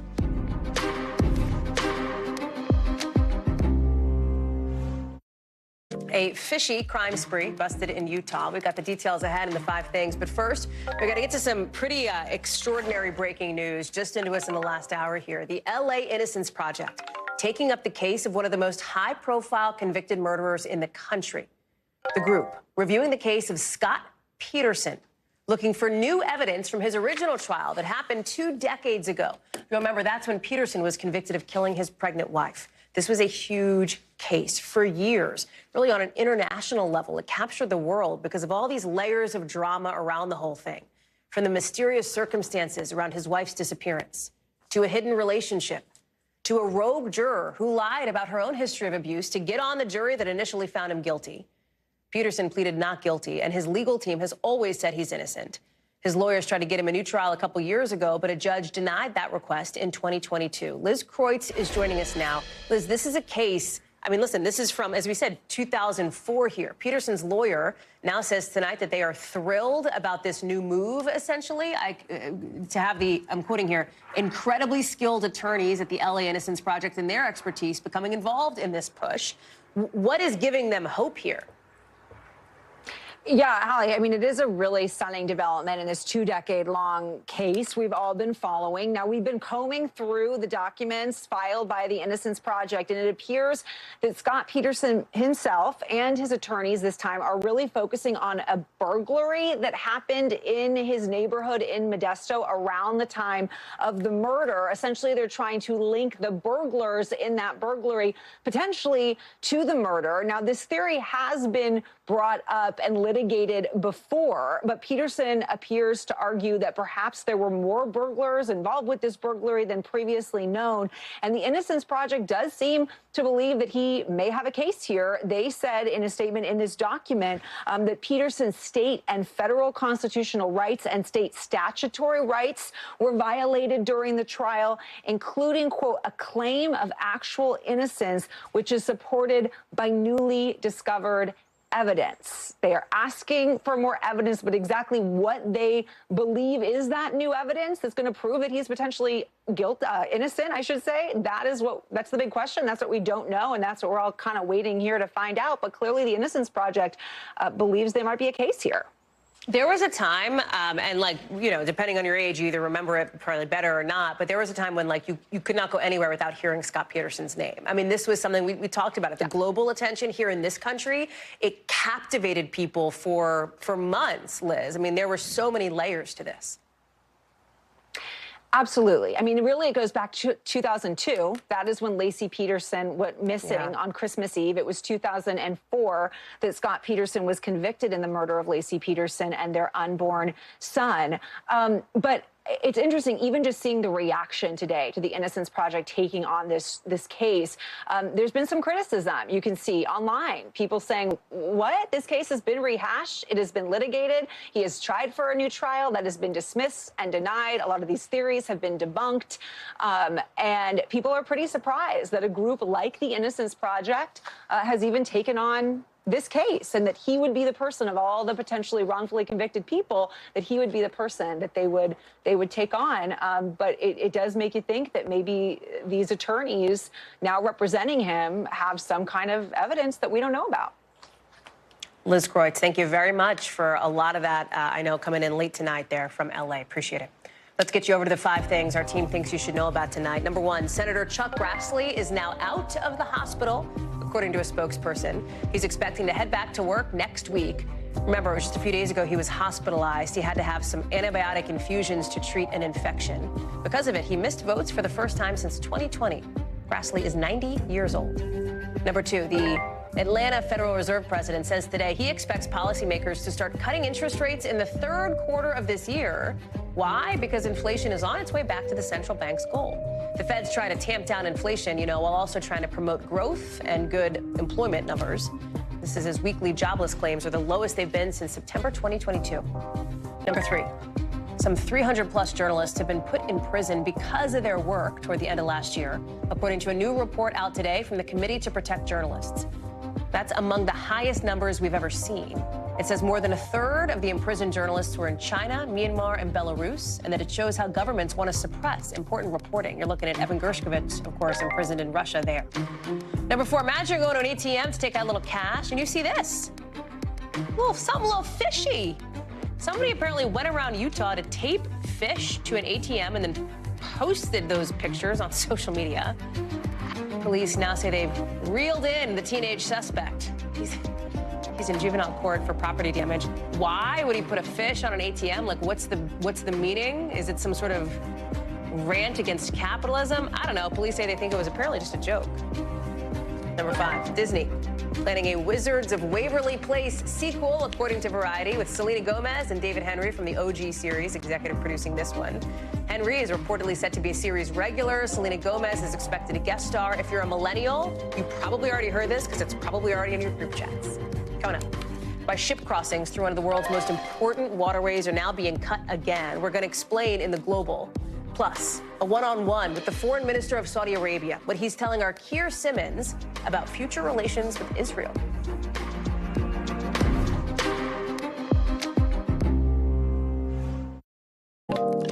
NBC News covers hundreds of international stories every day, and because it can be tough to read or watch or listen to them all, our international teams have done it for you. Here's some of what they're watching in a segment we call The Global. Out of France, police in the streets today to draw attention to their demands ahead of working this summer's Olympics. Unions representing officers want bonuses of up to 2,000 euros and guarantees for certain things like childcare. Police are threatening to disrupt airports during the games if those demands are not met. Out of Germany, Arnold Schwarzenegger was stopped for hours at an airport in Munich, all over a watch. He allegedly went into Germany without declaring the watch, reportedly valued at more than $21,000. Taxes are supposed to be paid on something that expensive, so the customs office says they may file criminal tax charges. Schwarzenegger's team says he cooperated at every step of the process. The watch was supposed to be auctioned off at a charity event. And out of Panama, ship crossings in the Panama Canal are being slashed by nearly 40%. Why? Because of that really intense drought in the region. Water levels are not expected to rise again until later this spring, maybe late April. The group that runs the canal says the cuts could mean the loss of up to $700 million.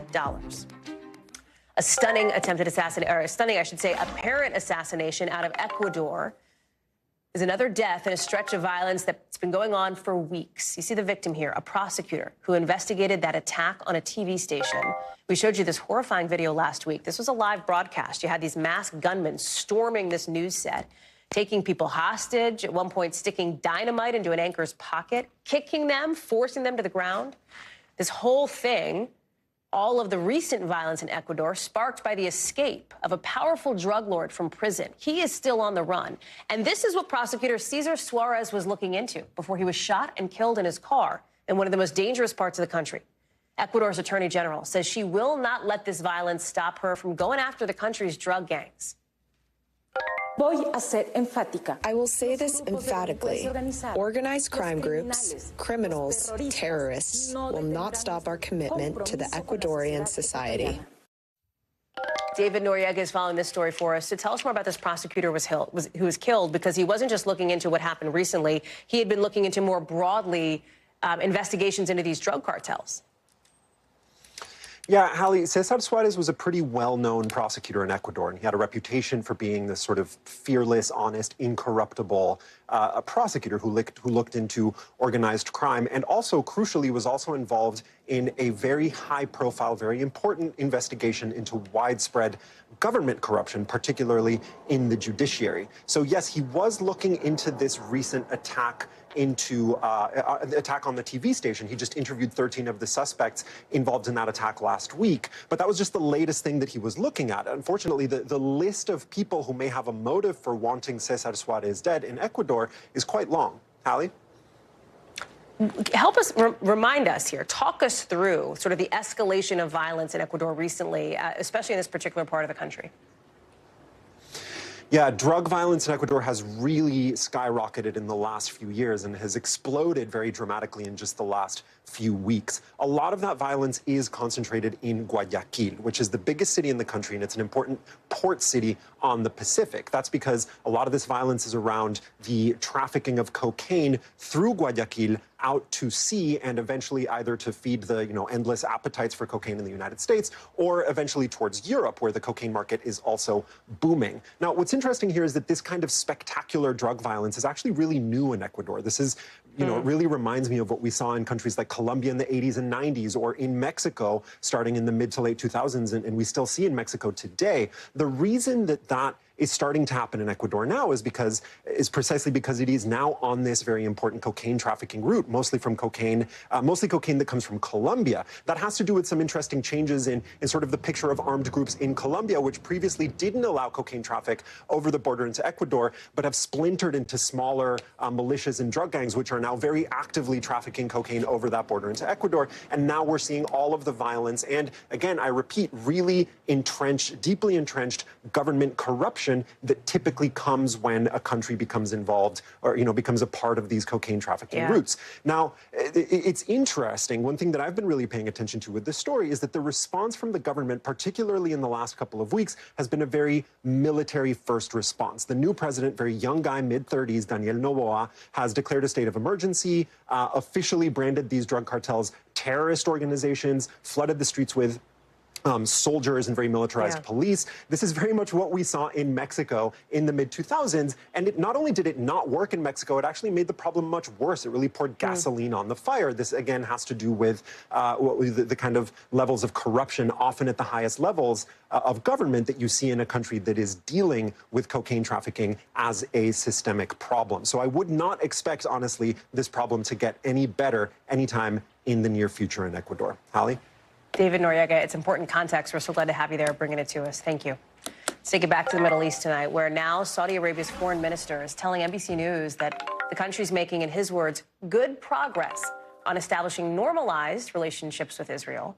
But there's a catch. He says there's got to be a credible pathway to Palestinian sovereignty.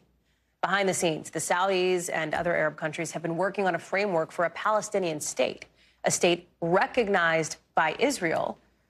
But of course, that is a challenge, considering that just today you had the Israeli prime minister talking about how there should not be, in his view, a Palestinian state at this point. Keir Simmons has more.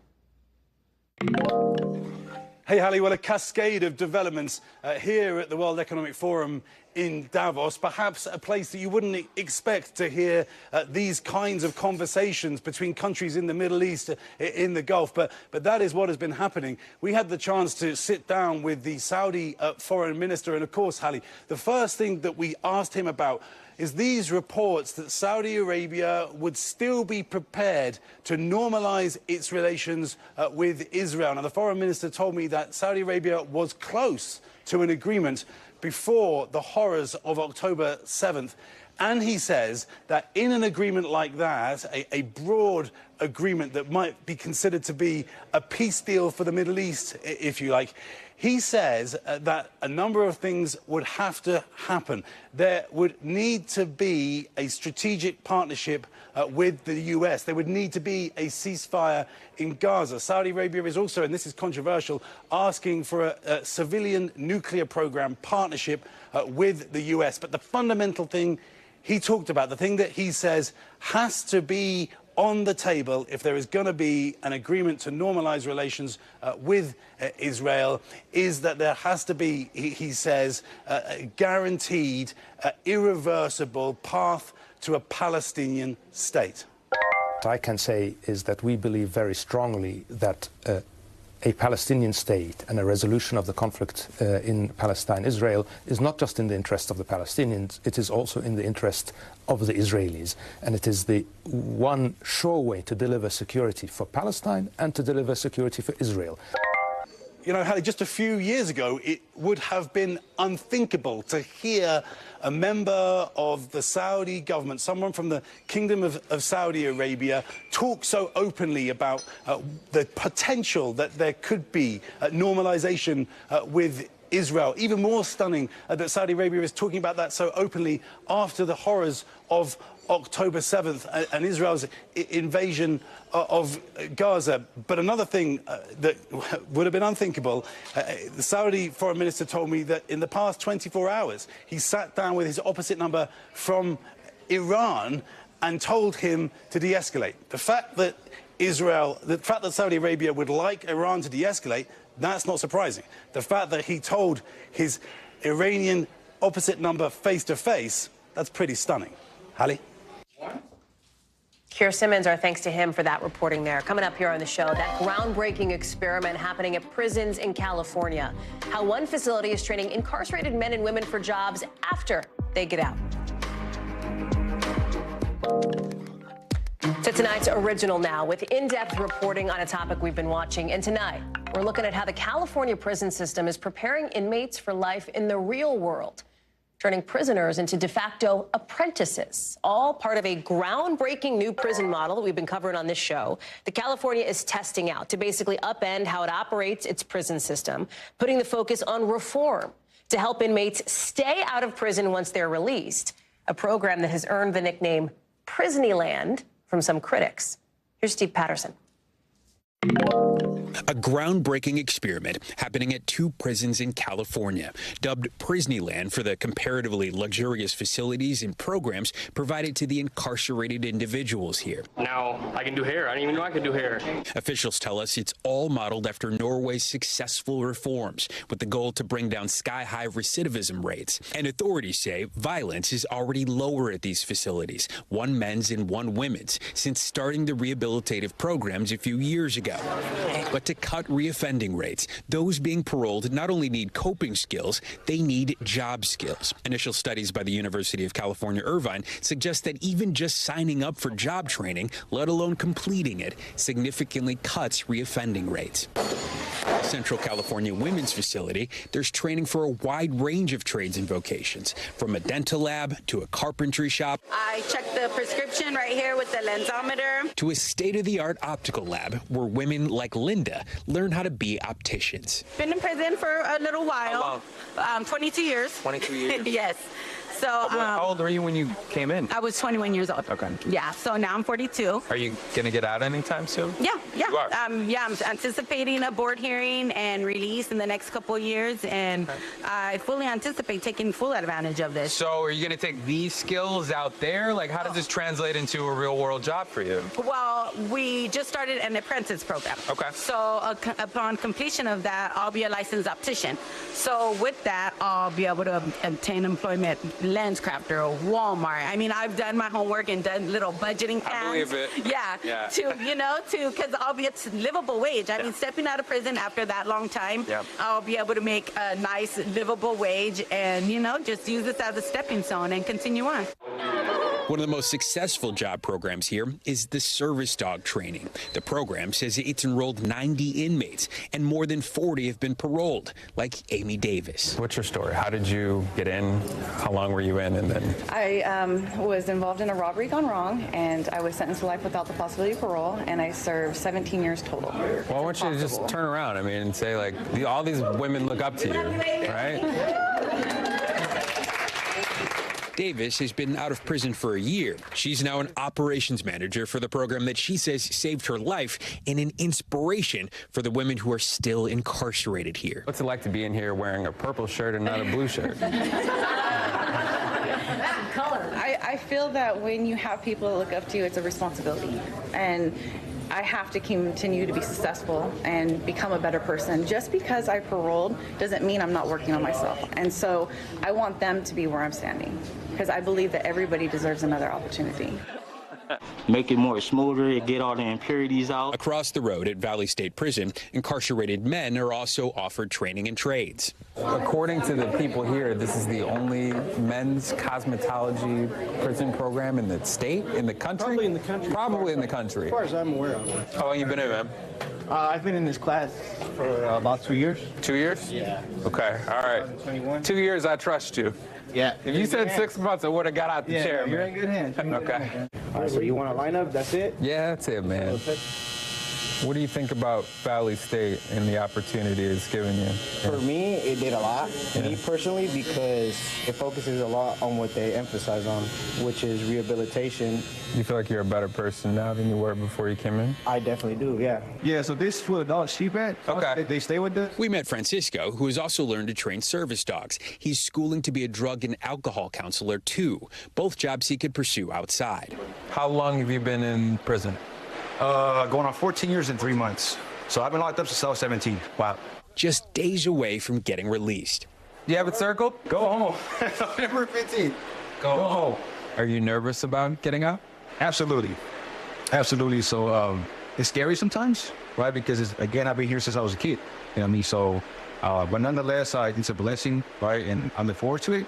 That day cannot come soon enough. It's too early to know if this model will work here because the programs at Central California Women's Facility and Valley State Prison only began in 2017. The rest of California's 32 prisons are only now moving to this approach. The state recognizing that, quote, Norway and California are very different, but pointing to success there after reforms in the 1990s for guiding principles. The Norwegian Correctional Office says the percent of people released from their prisons who reoffended within 2 years, only 20%, much lower than here in the U.S. The big question is, can California repeat Norway's success? We came to meet Francisco again on that fateful circled calendar date. Can I see your ID, sir? Yes, ma'am. Heading out into the world, hopefully with the tools to take it on. It feels surreal, you know, and 14 years later as an adult, you know, now I'm going to the outside world, you know. So there's a lot of emotions, but I feel like super glad, super happy. Oh man, it's a shot. It's a shot. I already know when I see my family, man, I'm gonna break down, man. I haven't seen them in forever. I'm not. I love you. Steve Patterson is joining us now. And Steve, we're so glad you're bringing us these stories about this prison system, this new model here, as you talked about in this piece, as we've talked about over the course of the last 3 weeks, is still in the really early stages. We don't know if it's going to scale. We don't know how it's going to work on a bigger sort of level. But you're already seeing some other prisons starting to adapt pieces of this model, right? Are there any changes they're seeing just from some of the smaller things they're doing?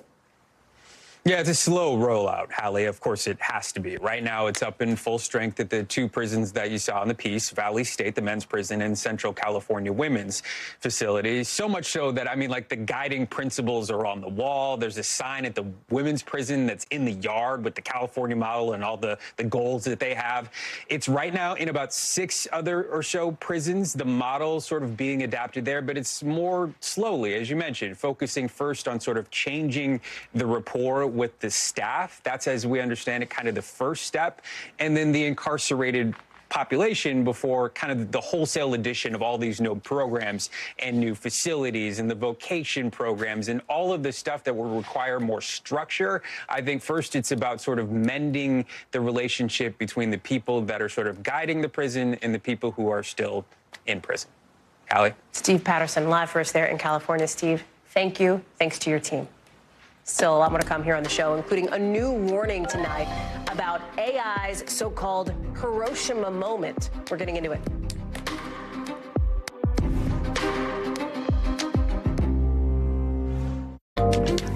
There's this top tech executive warning today that the fast pace of AI tech could be as dangerous as an atomic bomb. Listen.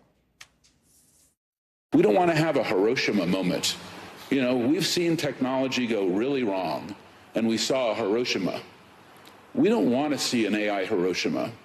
We want to make sure that we've got our head around this now.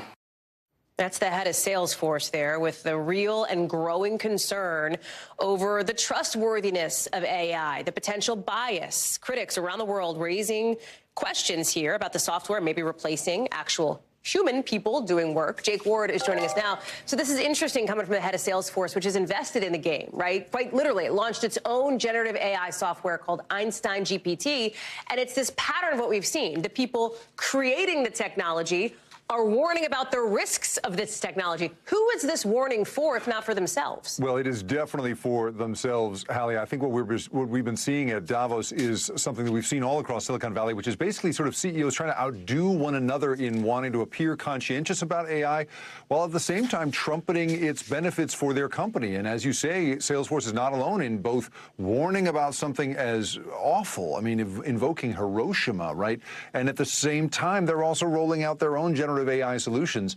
And this is, of course, why you have big reports showing, you know, that there's going to be an enormous effect across the economy. The International Monetary Fund has just released a report that basically says that 40% of jobs around the world will be, in some cases, replaced or complemented. Inside those numbers, those International Monetary Fund numbers, 40% of global jobs are exposed, 60% of jobs in advanced economies like the United States, and AI will likely worsen overall inequality. Some of the context they offer there is that in 60% of cases, there will be reduced hiring, reduced pay, and in another 60% of cases, those jobs will also lead to higher productivity. That's good news to somebody like Mark Benioff, but it may not be good news to someone like you and me, Hallie. So to have this, Hiroshima imagery invoked at the same time that everyone is trotting this stuff out, this is definitely a perverse cycle of kind of trying to outdo each other when it's both wanting to appear conscientious, but also wanting shareholders to know that they're going to adopt AI as fast as they can, Hallie. And oh, by the way, timing here, you've got to come in the same day that Mark Zuckerberg says Meta is going to be investing big time into like super high level, they hope, AI, right? That's right. And, this is the thing, right? These CEOs cannot help, they just don't want to be outdone by one another. And they're feeling incredible pressure. OpenAI released a new version of its AI, and then Google rushes another one of its products to market. Now you have Mark Zuckerberg saying in a post on Meta that our long-term vision is to build general intelligence, open source it responsibly, and make it widely available so everyone can benefit. He said elsewhere in it that, they're going to be debuting about 350,000 units of computing. That's 350,000 computers devoted to this. That's why critics are saying, Hallie, that there's going to be an incredible drain on the grid, on the power system. I mean, the transformational power of AI, not just in all those numbers, when we saw, when we talk about job report stuff, but just the grid alone, whether we can handle that, it's not clear. And so, the sort of the near-term effects of AI are very, very clear, becoming clearer and clearer, and yet you've got these CEOs trying to sort of outdo one another in promising the debut of their own products, even as they're invoking something like Hiroshima. Jake Ward, we're glad to have you walking us through all of it. Thank you very much. Appreciate it. We got a lot more coming up here on the show, more coverage picking up right now. Thanks for watching. Stay updated about breaking news and top stories on the NBC News app or follow us on social media.